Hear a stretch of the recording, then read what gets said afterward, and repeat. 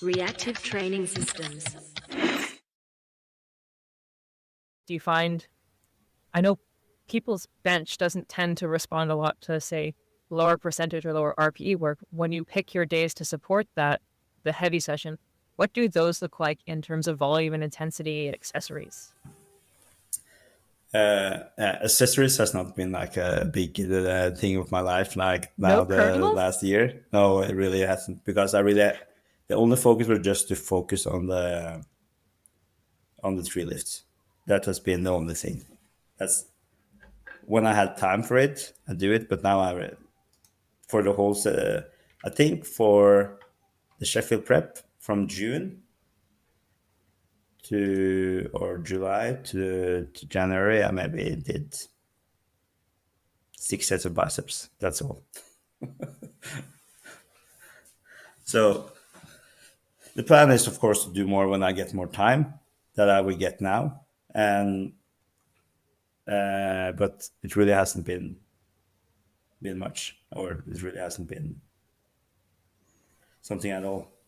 But the intensity of bench has been high, because I know that if I'm not getting injured or not having any pain, I can really push the bench.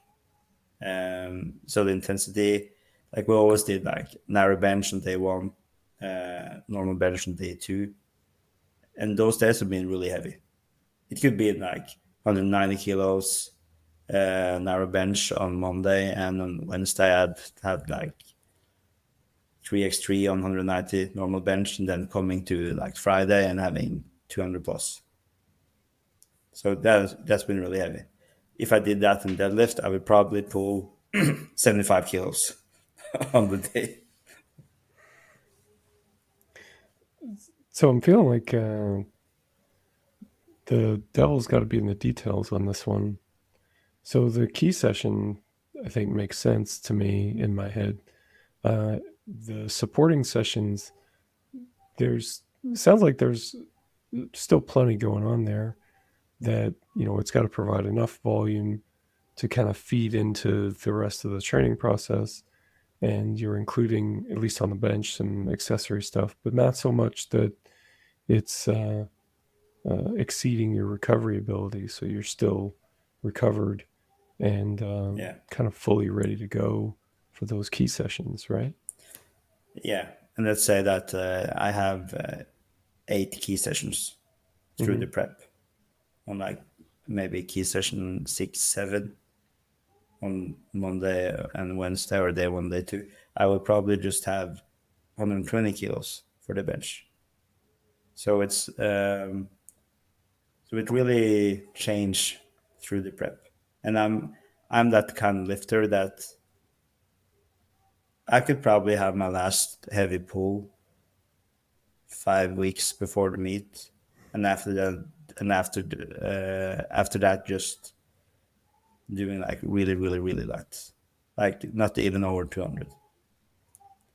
That's when I see all my competitors, that's crazy. Yeah. It's I also really an think that- individualized process that works best. Like, everyone got to Sheffield because they were good at this. And when you look at the different training styles, it's been a lot about finding what is both mentally engaging, what amps a lifter up to enjoy the session that they show up really hard, and navigating what actually works, what has produced the result I need. Yeah, I just saw it. I had my last session at Thursday before the meet, and by watching, like, me and Panna was squatting on the racks next to each other, and he was squatting, I don't know, 2 reps and 235 or something, and I was squatting 135 for 3 reps. I think that everyone in the whole meet was squatting more than me in that format of the room, but I was so like focused on that this is the right thing for me. Going heavy days before really doesn't make me stronger, and I know as well that by not lifting heavy, it will just make me stronger. I will not lose kilos by relaxing, because my body is really yelling for it. Yeah. Hey, if Ronnie Coleman was a powerlifting coach, he might have said, everybody wants to build custom training programs, but nobody's got a process for how to do it on the regular. But we do. You see, most coaches rely on trial and error, and that's fine if that's your jam, but we wanted a coherent process. Way back in 2015, when I had already been coaching for over a decade, I finally had learned enough from enough sources that I was able to put the pieces together into one coherent process. We call it emerging strategies. The bulk of our 16 world record setting powerlifters set those records using an emerging strategies program. We talk about emerging strategies a ton on this podcast and everywhere. If you ever want a single thorough explanation for how to implement the emerging strategies process, well, that's the emerging strategies course. The emerging strategies course includes 8 modules. That's almost 24 hours of video instruction covering everything. We teach fundamental concepts and basics all the way through integrated examples and case studies. You can watch it at your own pace, as fast or as slow as you want. Oh, and you know the RTS community, our private community that offers you just a stupendous amount of value all on its own? Well, if you enroll in the Emerging Strategies course, you get 6 months of that community membership for free. If you have any questions about some concept, you just post it in the network or jump on a live office hour call with one of our RTS coaches and you get your answer.